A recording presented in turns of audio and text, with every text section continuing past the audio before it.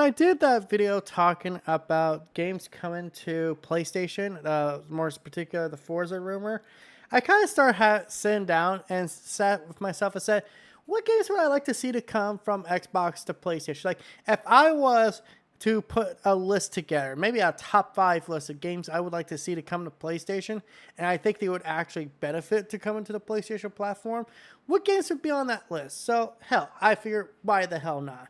And this is actually not going to be a particular order because literally my train of thought was a top five list, but that requires more editing. And I just don't want to fucking do more editing. I just, kind of want to make this kind of off the cuff video because honestly, it is something I have thought about. It's like, what games would be awesome to have on PlayStation?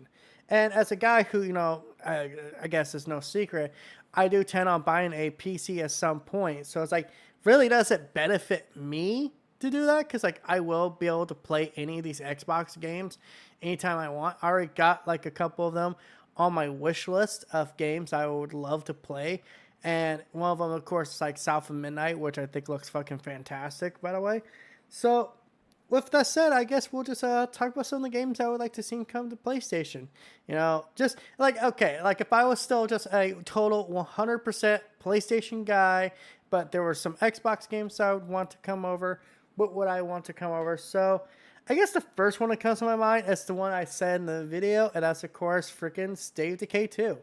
I gotta tell you guys, man, I think this game's very underrated.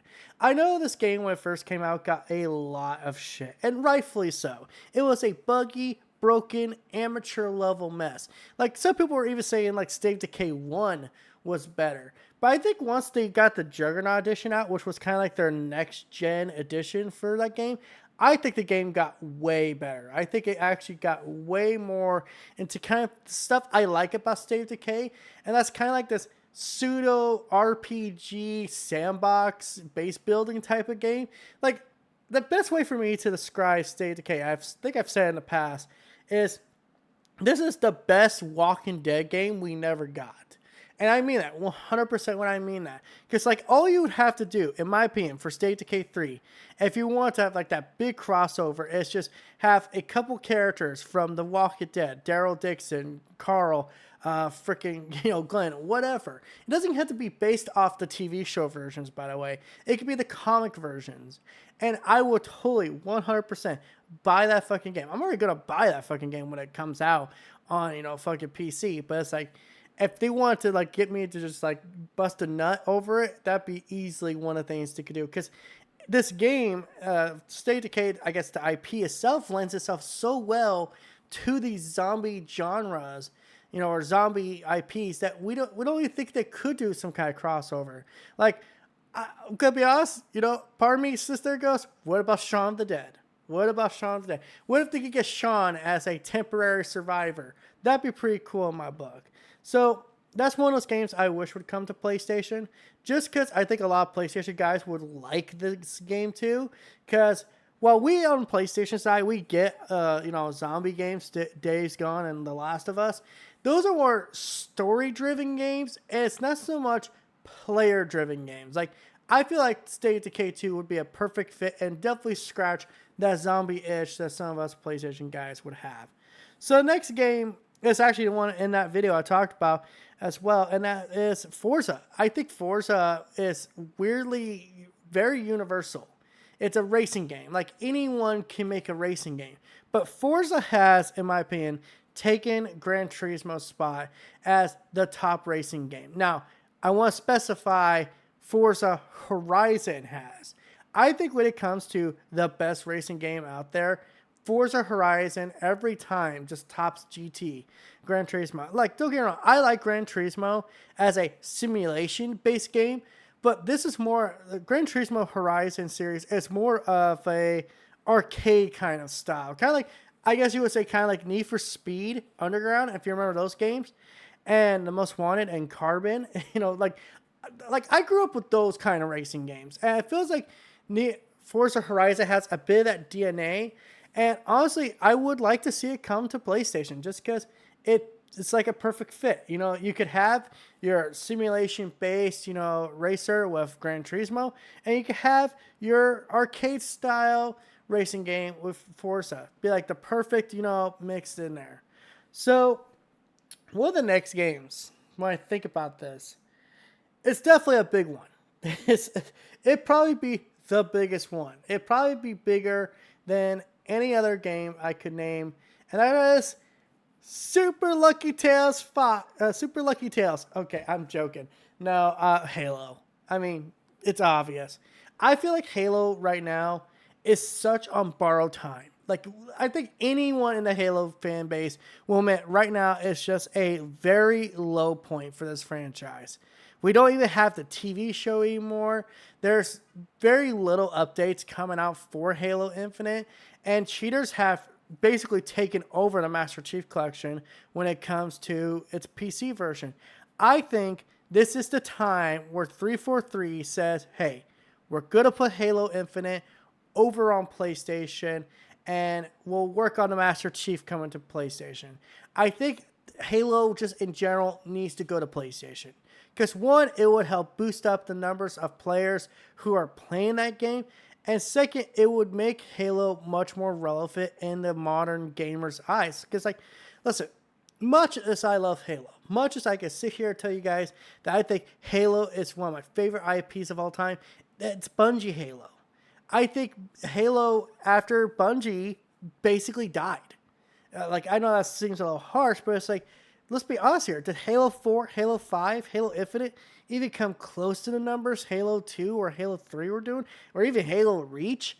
No, and that's kind of sad when you think about it, because this was at one point Microsoft's baby. This was their top dog. This was their brand. This was the icon of their console. If you were thinking about Xbox, you were thinking about Halo. But now I think people, when they think about Xbox, they don't even think about Halo. I don't even think they think about Gears of War at this point. I think what's happening is that Halo needs a resurgence of player, and I do think PlayStation can provide. Because, yeah, they could get a resurgence on PC, but I feel like the PC and Xbox fan bases are kind of really integrated together very well. So I think they need a new player base, to help kind of lift them up. And I think PlayStation would be the perfect fit. So, yeah, that'd be one of the games I would bring over. More specifically, Halo Infinite and the Master Chief Collection. Leave everything else out. Just forget about Halo 5. Forget about Halo Wars 2 or Halo Wars in general. Just which is sad because I think the Halo Wars games are actually pretty damn good, especially for RTSs on console.